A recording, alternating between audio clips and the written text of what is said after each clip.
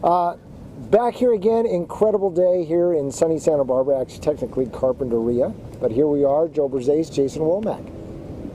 Welcome, and what we wanted to talk about in this episode, just a few ideas around this topic of the transition. You know, it's kind of ironic, but we're here on the beach of one of my favorite triathlons in my life, at the Carpinteria Sure. Triathlon, see in September every year. But there's something fascinating to the sport of triathlon that really mirrors the sport of life, and it's how do you make the transition between.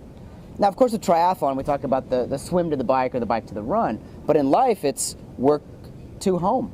And some people that I work with, you know, they get a 10-minute transition. For folks like you and I, since we work out of the home, right.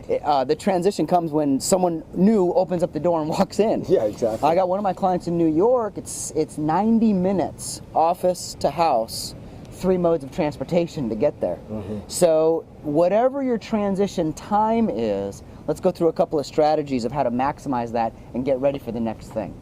I think part of that is anticipating, yet not taking action on necessarily, but you're coming to the end of your workday and you begin to think about what's coming up next. I love the analogy of the triathlon because as I'm coming in off of the bike, for example, I'm mentally starting to prepare for the run, although knowing can't really get to the running until I've gotten off the bike. So right. I think that's the idea. You can start to look forward into your day and start to think about what's coming up, but realize, folks, you can't necessarily take action on that. And that's why I start to take a mental stock of what's coming up, and that then can help your transition. I think that's idea number one. Look forward, but know that you can't take action until you've actually physically made that transition. Idea number two, and again, the sport of triathlon, this is significant, is set up the transition before you get there. And I can't tell you how many races I've been in where I'm coming out of the swim and there's some guy running up and down the rows trying to find his bike. That's classic. You know, his something fell off. He had to go back and get it. And one of the last things I do before I leave my transition area to go down to the beach is I take one more mental snapshot. Do I have everything laid out and set up so that when I get there, I don't have to rethink it, I don't have to replan it. So in kind of piggybacking your anticipation, right. It's set yourself up. So for example, when you leave the house in the morning, glance back one more time. Is it set up for you to come back in?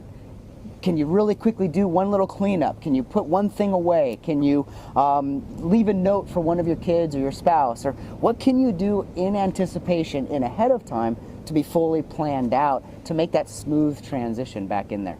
I love that idea because there's nothing worse, it seems like, than you talk about leaving the house and you feel like there's so many things that are unfinished. And and then throughout the entire day, I don't really want to get back home again because I know what's waiting for me. So if you can take, even if it's that extra 5 minutes, to try and put some of those things into order so that it's just a peace of mind as you move through your day, really giving your time, energy, and focus to your work day so that when you do make that transition back, it's a happy transition. I think the third idea that I want to share with folks is, yes, we want to anticipate, yes, we want to put things in order as best we can, but then allow for the serendipity of the moment.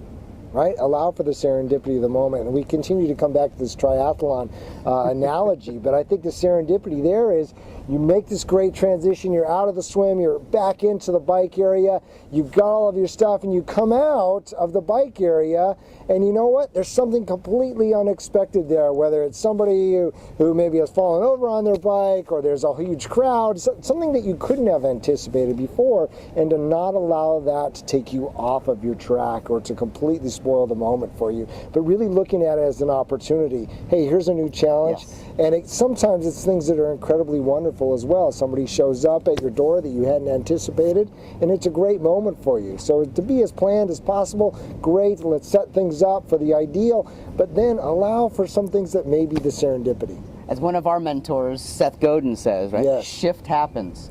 And if I'm ready and prepared, then I can very easily move into a new direction, a new positive direction. Not positive thinking, positive focusing. So that's something that we like to work with all the groups that we get to speak and coach with. So Jason Womack, Joe Bruzzese, your 9 to 5, 5 to 9 day. Have a good one. Take care.